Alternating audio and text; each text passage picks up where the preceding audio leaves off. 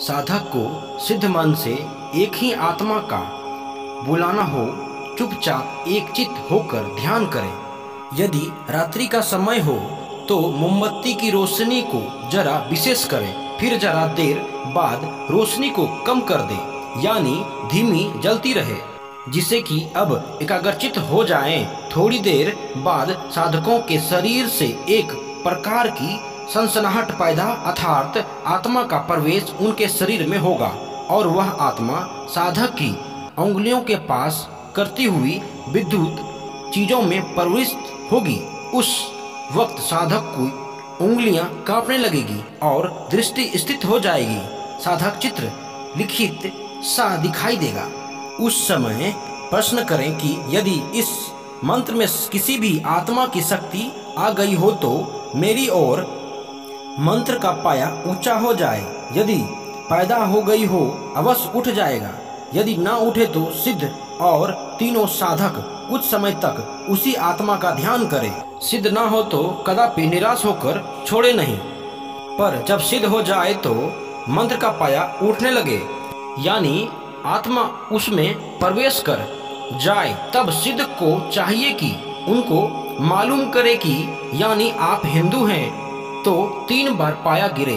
अब जितने बार पाया गिरेगा उनकी जाति जानना चाहिए। यदि हिंदू हो तो राम राम, मुसलमान हो तो सलाम बंदगी और ईसाई हो तो गुड नाइट करना चाहिए। आपकी आवश्यकता क्या है?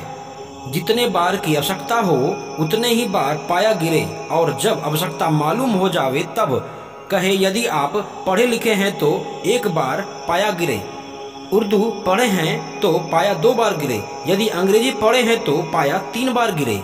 आप अपना नाम बताएं। जिस भाषा में आत्मा ने बतलाना होवे उसी के उच्चारण करें।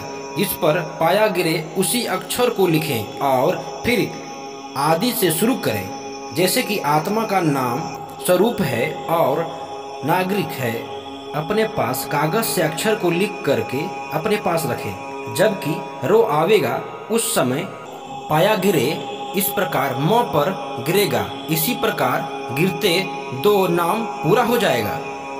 जबकि आपको नाम पूरा हो जावे इसी प्रकार आपको जो भी पूछना हो उसे लिखे जाए। जहाँ तक कि भविष्य वर्तमान तीनों काल का हाल मालूम हो जाएगा। परंतु ध्यान रहे कि यदि किसी सज्जन मनुष्य की आत्मा होगी तो सत सत हाल बताएगी। यदि किसी खराब जाति की हंसिक होगी तो असत्य हो सकती है।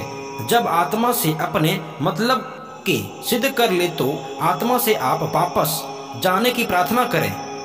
जिस समय मेज में आई हुई वापस जावेगी तो पूर्ण अनुसार साधक के उंगलियों द्वारा प्रवेश करते वापस चली जावेगी। इनके बाद सच्चिदानंद धन भगवान ज्योति स्वरूप का ध्यान करने के बाद अपना हाथ मुंह शुद्ध जल से धो डालें।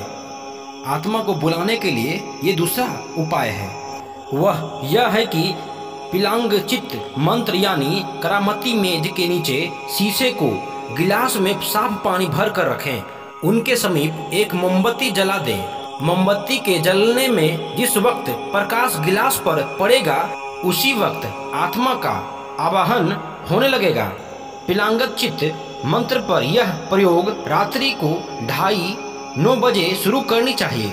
लेकिन ध्यान रहे जिस समय आंधी चल रही हो, बारिश हो रही हो या बादल गरज रही हो उस समय प्रयोग न करना चाहिए, क्योंकि ऐसे समय में पिलांग चित्र मंत्र अपना काम नहीं करता है।